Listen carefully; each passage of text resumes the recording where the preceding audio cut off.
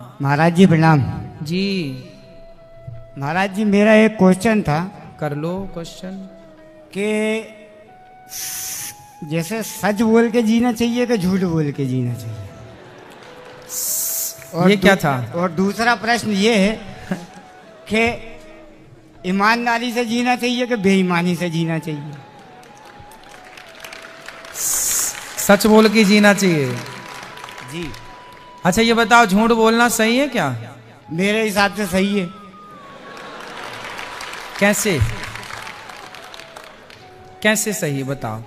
अब यदि मान आपके लीजिए- हिसाब से सही है तो फिर उसे सिद्ध करो, बताओ। मान लीजिए महाराज जी मैंने आज से 20 साल पहले एक हत्या की। एक हत्या की, अब मजिस्ट्रेट साहब के सामने सच बोल देता तो मुझे लंबा टांग देते। हाँ, फिर क्या किया आपने? जी फिर क्या किया आपने? मैंने पहले तो सच बोला घर वालों को छुड़वाने के लिए, फिर बाद में झूठ बोल दी। तो फिर आपको सच ज्यादा फायदा दे पाया कि झूठ ज्यादा फायदा दे पाया? मेरे को तो साहब झूठ ने ज़्यादा फायदा दिया, लेकिन मेहनत बहुत करना पड़ी। सच ने फायदा नहीं दिया। अब दुनिया को तो सच्चाई मालूम थी कि हाँ। इसने ही मारा है। हाँ अब वो मेरा पिताजी ने अपने ऊपर ले लिया। हाँ। तो उन्हें पड़ी सजा। अब चक्कर ये है सर कि मैं मतलब ये जानना चाह रहा हूँ कि मतलब मैंने तो सच बोला, लेकिन दुनिया को मालूम था सर। तो उसकी अपेक्षा जब बाहर की नज़र जो पड़ती है, मान लीजिए आप अपराधी हैं, अपराध किया है, लेकिन सत्यता पे अपराध हुआ। मान लीजिए आपकी कोई सहायता नहीं कर रहा, जैसे आप मानिए कि पुलिस एक सहायता के लिए बैठी हुई है। हाँ और पुलिस के पास आपने आवेदन किया कि सर मुझे ये आदमी परेशान कर रहा है, और ऐसे में पुलिस आपकी सहायता ना करके, क्योंकि उनके पास पैसे वाले वो लोग थे और उनका थोड़ा सा समाज में रुतबा था, और उन्होंने मेरी सहायता नहीं की, और ऐसी अपेक्षा में वो मर गए। मतलब उनका पूरा मतलब परिवार से परिवार की लड़ाई हो गई, इसमें 6-7 घायल हो गए और एक मर गया। अब उसमें गलती में अपनी मानता नहीं। क्यों? क्योंकि साहब वो तो उनकी गलती थी, क्योंकि वो तो परिवार के चक्कर में दबाना चाह रहे थे, हमने दिए बस। तो आपने कैसे मारा फिर उनको? जी आपने कैसे मारा उनको? अरे यार कितना ही मारा है।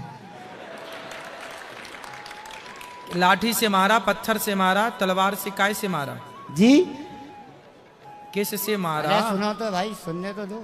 हाँ भाई सुनने दो।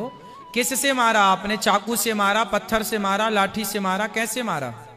अरे अब उसमें सर हम भी कई लोग थे, मतलब लड़ाई झगड़े में चारों तरफ से हुई वो। तो अब उसमें अब ज़्यादा गहराई में नहीं जाना चाहता महाराज जी, लेकिन फिर भी मेरे कहने का मतलब ये है कि अगर पुलिस प्रशासन यदि पैसा लेके गलत कार्रवाई करेगा तो ऐसी अपेक्षा में संसार में कुछ भलाई तो दिख नहीं रही है, क्योंकि बुराई दिख रही है मुझे। सही है। देखो माना कि अभी भी मैं अभी जेल आया हूँ महाराज जी। हाँ। तो ये भी पुलिस के कर्म कांडों से आया हूँ। कैसे कर्म कांड से? मतलब एक अधिकारी साहब की मैंने पेन पकड़ ली, उन्होंने मेरे खिलाफ गलत कार्रवाई करी। मतलब जैसे आप समझिए कि मतलब उसमें भी मेरी तरफ से ये सच्चाई थी कि मतलब मैंने उन्हें अपनी पूरी बात बताई जी। लेकिन कार्रवाई सर पैसे की अपेक्षा गलत होती है। थाने में पैसा चल रहा है और पैसे की अपेक्षा गलत कार्रवाई हो रही है। आप मान लीजिए इंसानियत सच्ची के फिर पैसा सच्चा। कलयुग है ये, अब कलयुग है। पीछे आवाज आ रही है? आवाज आ रही है कि नहीं? कलयुग है। सत्य को जमाना छोड़ दे तो छोड़ दे, पर सत्य को हम और आप ना छोड़ें, क्योंकि देर में ही सही भगवान जब भी साथ देंगे तो सत्य का ही साथ देंगे। इसलिए सत्य को याद रखिए, सत्य को बनाए रखिएगा। माना कि झूठ का बोलबाला है, माना कि झूठ का बोलबाला है, पर इस झूठ के बोलबाले में कहीं ना कहीं सत्य सांस ले रहा है, अभी जिंदा है, उसे जिंदा रहने दिया जाए। ठीक है? ठीक है। क्या गुनाह किया आपने जो यहाँ सर गुरुजी मुझ पे अपहरण और दुराचार का केस लगा है। तो आपने अपहरण किया था? गुरुदेव मैंने अपहरण नहीं किया था। लड़की ने मुझे ये बताया था कि उसकी माँ उनको प्रताड़ित करती है। मैंने लड़की को ये बताया था कि मैं शादीशुदा हूँ और मेरे बच्चे भी हैं। तो लड़की ने बताया था कि उसके माँ बाप दोनों अलग रहते हैं, और वो मुझे सोशल साइट पे मिली थी। उससे पहले मैं कभी मिला भी नहीं था जी। सिर्फ सोशल साइट पे ही हमारी कम्युनिकेशन चलती थी। तो उसने मुझे ये बोला कि मेरी माँ वो माँ के साथ रहती थी। माता पिता दोनों उनके अलग अलग रहते हैं किसी कारणवश। तो उनकी माँ उनको काफ़ी मारती डांटती थी, गालियाँ देती थी काफ़ी ज़्यादा। तो लड़की अपनी माँ से दूर होना चाहती थी। तो उसने मुझे बताया कि मैं दूर होना चाहती हूँ। मैंने उसे समझाया कि देखो वो तुम्हारी माँ है, उनको छोड़कर मत जाओ, मेरा भी परिवार है, मैं भी उन्हें छोड़कर नहीं जा सकता। तो उसने ये बोला कि या तो तुम मुझे जैसे सोशल साइट पे हमें दो महीने ही हुए थे बात करते करते। फिर उसने मुझे वहाँ पे धमकी जैसे कुछ शब्द बोलने चालू किए कि या तो तुम मुझे यहाँ से ले जाओ, नहीं तो मैं सुसाइड कर लूँगी। उसके बाद भी मैंने उसे समझाया कि देखो तुम्हारी माँ है, उन्होंने 9 महीने तुम्हें गोद में रखा है, तो उन्हें छोड़कर मत जाओ। तो उसने बोला मैं कुछ नहीं जानती, मैं यहाँ पे अगर रहूँगी तो मैं सुसाइड कर लूँगी। तो इस वजह से मुझे काफ़ी प्रेशर दिया गया और उसकी जो बात करने का जो टोन था उसमें ऐसा लगा कि शायद वो सच में सुसाइड कर लेगी। और उस समय गुरुदेव मुझे ज़्यादा धाराओं के बारे में नहीं पता था, लेकिन मुझे सिर्फ इतना डर लगा कि अगर वो कुछ करती है तो इसमें कहीं 302 या 307 के चक्कर में मैं न फंस जाऊं। लेकिन उस गलती को बचाने के लिए गुरुदेव मुझसे दूसरी गलती हो गई। मुझे पहली बार भोपाल आना पड़ा और यहाँ पे आने के बाद भी जब मैं बस स्टैंड पे आया तो वो पहली बार मैं उससे मिला। वहाँ भी मैंने उस लड़की से आप भोपाल में मिले? जी, उस लड़की से आप मिले, फिर क्या हुआ? मैंने उसे समझाया कि देखो अभी भी वक्त है, लौट जाओ, कुछ भी नहीं बिगड़ा है। फिर तो उसने बोला मैं लौटने के लिए नहीं आई हूँ। तो मैंने बोला देखो बहुत कुछ प्रॉब्लम हो जाएगी, मुझे भी दिक्कत है, मेरी भी फैमिली है। तो उसने बोला देखो मैं सब कुछ संभाल लूँगी। मैंने कहा संभालना क्या है? तो कहती मैं जी नहीं पाऊँगी यहाँ पे आपके बिना। तो मैं आसाम में प्रेशर के चलते मुझे जल्दबाजी में आसाम में जॉब ढूंढनी पड़ी। और फिर वहाँ से इटारसी से जब मैं ट्रेन से जाने लगा तो वहाँ पे उसने बोला कि हम कुछ गलती तो नहीं कर रहे हैं। मैंने वहाँ भी उसे मौका दिया। आपने उस लड़की के संग रहना स्टार्ट कर दिया? जी, आसाम में। आसाम? जी, गुवाहाटी आसाम। जी। उस लड़की के संग आप रहने लग गए? जी। रिलेशन में रहने लग गए? रिलेशनशिप में मतलब हम साथ में रह रहे थे, लेकिन हमारे बीच मतलब ऐसा कुछ भी नहीं हुआ। हालांकि मैं जॉब भी कर रहा था, कपड़े भी धो रहा था, खाना भी बना, सारे काम घर के करते हुए मैं जॉब भी कर रहा था। तो लेकिन आपकी पत्नी के होते हुए आप पराई औरत के संग कैसे रह सकते हैं? इसी बात का पश्चाताप है गुरुदेव आज। तो फिर आखिरी में उस लड़की ने क्या किया आपके साथ? अभी सर गुरुदेव वो वापस आने के बाद जब पुलिस ने वहाँ पकड़ा तो वहाँ पे उसने बयान यही दिया जो सच था कि उसकी माँ उसे प्रताड़ित करती थी। उसने मुझे बोला तो लड़के ने उसे मना किया, ये समझाया कि अपनी माँ को छोड़कर मत जाओ, लेकिन फिर भी मैं जिद करके उनके साथ आई। लेकिन यहाँ पे आने के बाद जब यहाँ आया भोपाल थाने, गोविंदपुरा थाने, तो वहाँ पे उसकी माँ और पापा ने भी यही कहा था कि बेटा हमें कोई केस नहीं करना, हमें बदनामी नहीं लेनी, आप चले जाना। लेकिन बाद में क्या हुआ मुझे नहीं पता, बाद में उन्होंने बयान चेंज कर दिए। फिर क्या बयान कर दिया उन्होंने?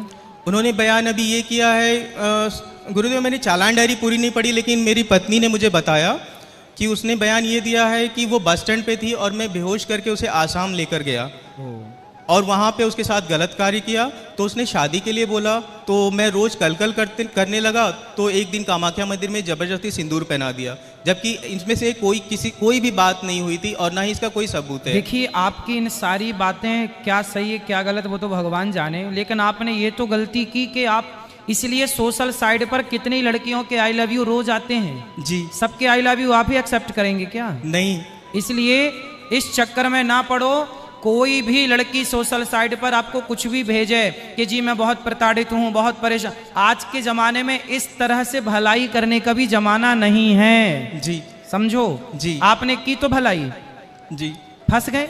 इसलिए ये कोई भलाई नहीं है कि आप अपनी पत्नी को, और पुरुषों को क्या हो जाता है जी, तुम औरतों का ही भला करना चाहते हो जी, अपनी पत्नी के होते हुए, काहे औरतों के बारे? पुरुष भी तो दुख संकट में उनका भी भला करो।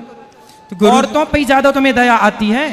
जी। उसी का दंड है ये साहब। इसलिए किसी भी पुरुष को इस तरह से किसी सोशल साइड में कोई लड़की जुड़ी हो, कभी भी आप उसके आई लव यू को एक्सेप्ट मत कीजिए, कभी भी उसकी बातों पर, झूठी बातों पर विश्वास मत कीजिए, वरना आप शिकार। आजकल तो बहुत लोग साहब धंधा करते हैं लड़कों को फंसाने का। जी। और आप जैसे पढ़े लिखे लोग फंस भी जाते हैं। जी। इसलिए देखो आपने अपनी हंसती खेलती जिंदगी में आग लगा ली। जी आपकी पत्नी अब क्या सोचेगी कि मेरा पति, बताओ, उसने मुझे, आप भले गलत नहीं हैं जी, लेकिन आपकी पत्नी के मन में ये तो आ गया ना कि मेरे जी। पति ने मुझे धोखा दिया। कल को आपके बच्चे बड़े होंगे, फिर वो बच्चे क्या सोचेंगे कि आप, मेरा पिता ऐसा था। भगवान करे आप जल्दी इस केस से बरी हो जाएं। आप जी। गलत नहीं हैं, अच्छी बात है, लेकिन आपने जो गलतियां की उसका दंड देने के लिए साथ भगवान ने यहाँ भेजा, पर जी। बहुत जल्दी भगवान आपकी कृपा करके रक्षा करेंगे और आप सब ठीक होगा। गुरुदेव, मेरी पत्नी ने जैसे मुझसे बात करती है, उसने मुझे माफ़ तो कर दिया है, परंतु फिर भी मुझे ऐसा लगता है कि मुझे अपने पश्चाताप का उसे भी एहसास कराना चाहिए। आपने पश्चाताप कर लिया। इतने दिन जेल में, कितने दिन से जेल में हो? गुरुदेव 11 महीने हो गए। 11 महीने जी। हो गया पश्चाताप। अब कब रिहाई है आपकी? जी अब कब रिहाई, कब वापस जा रहे हो आप?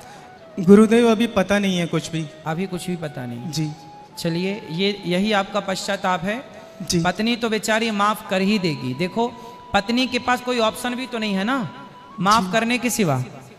वो क्या कर सकती, वो क्या एक्शन, वो आपकी तरफ वो थोड़ी हो सकती कि तुमने पराई औरत से मन लगाया तो मैं भी पराई मर्द से मन लगाऊंगी। वो ये तो नहीं कर सकती।